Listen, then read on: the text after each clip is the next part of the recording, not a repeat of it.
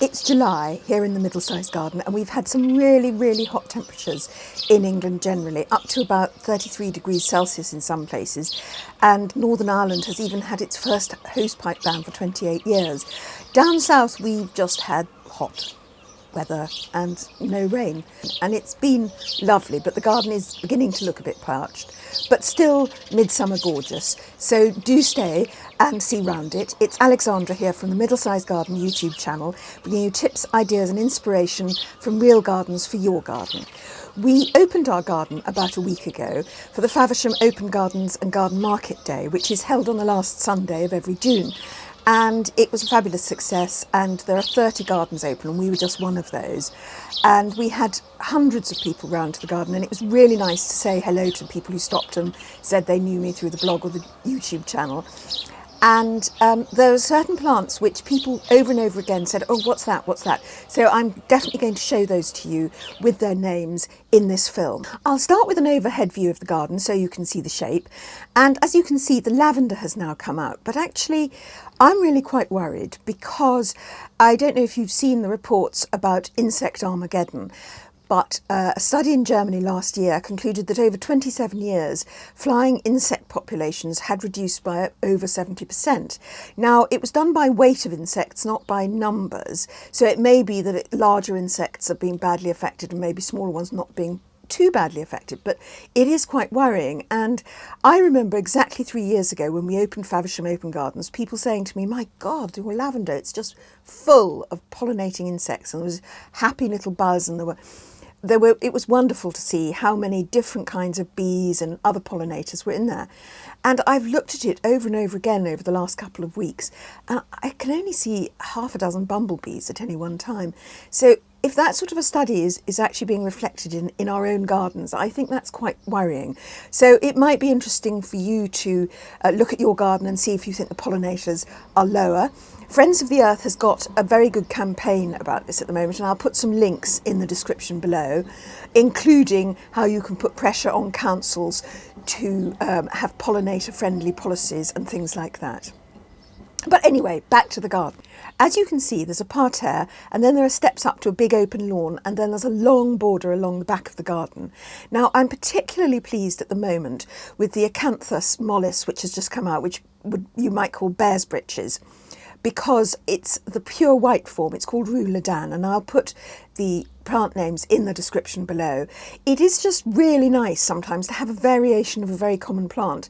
I prefer the plain white to the purple tinged, and also it doesn't spread quite so aggressively, because the purple tinged bear's breeches, once you've got it in the garden, you really have got it in the garden, whereas this Rue Ledan pure white is very well behaved.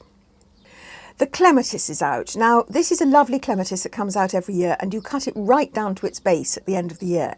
And sometimes I forget, which is why it sort of seems a little bit more tumbly over than usual, because the new growth has now gone on top of the old growth. Well, you know, must do better. Looking back at the garden, the Cotinus, the big purple smokebush, which is actually a major tree now, is the single plant that everybody asked about.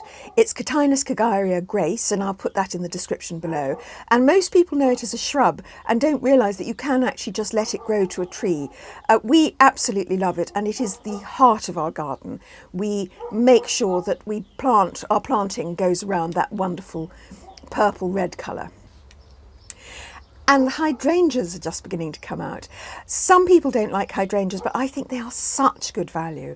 These hydrangeas, Annabelle, Hydrangea arborescens Annabelle, are wonderful white pom-poms. They've become so popular that I think some people feel they're a bit of a cliche.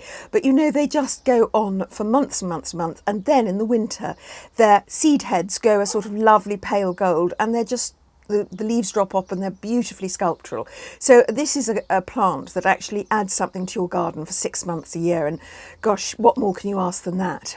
Looking at the garden from the back wall, the vegetable beds are on their left, and the main excitement in the vegetable garden this month has been the transformation of my really grotty, horrible potting shed into what you see around you now. There's some before and after photographs, and I've also done a video on how to upcycle and organise your potting shed. William Ford, young artist, did it, and he reused stuff we had lying around. And we really didn't spend much money on anything, but we did actually do the walls with artificial turf, which I think is fantastic. In the veg beds themselves, we're now eating the new potatoes, and they are absolutely delicious.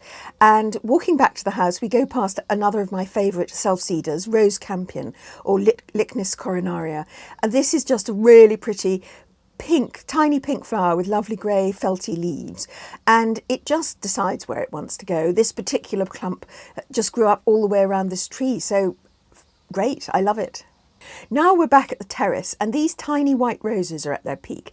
This is another plant that a lot of people ask me about at Faversham Open Gardens, because it's a whole row of really quite small white roses. It could be used as ground cover, I think, and they're called Cecile Brunner, and once again they go on for a really long time, and this is their main flush, but when I cut them back and deadhead them, they will go on for about another couple of months with little dots of flowers.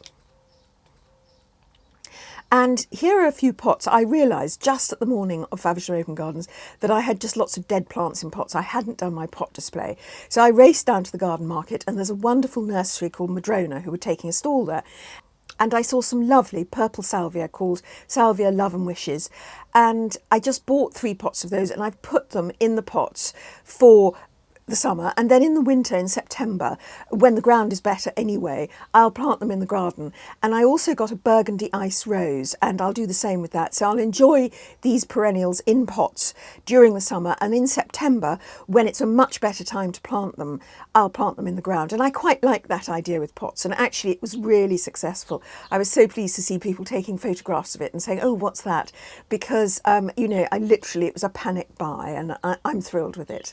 There were also lots of questions about this very pretty shrub, which is actually a hardy kiwi. It's a variegated-leaf hardy kiwi, and I don't think I look after it at all in any way. It just sits by the back door, comes back year after year. Its proper Latin name is Actinidia kolomikta, but you can look that up in the description below, because I don't think I probably pronounced it properly. But anyway, it's a lovely, lovely shrub. The flowers are out in my mini wildlife pond, and I love having mini wildlife ponds. We've got several, rather than one big pond, because it somehow seems safer and from the point of view of children falling in and everything. But small ponds do dry out really quickly in the heat, so I'm having to top this up virtually every day. If you've enjoyed this tour, do hit like, because it tells me you want more garden tours. And if you haven't subscribed to the Middlesized Garden YouTube channel, then we upload on Saturdays with garden visits, garden tours, tips, ideas and inspiration. So hope to see you again soon. Thank you.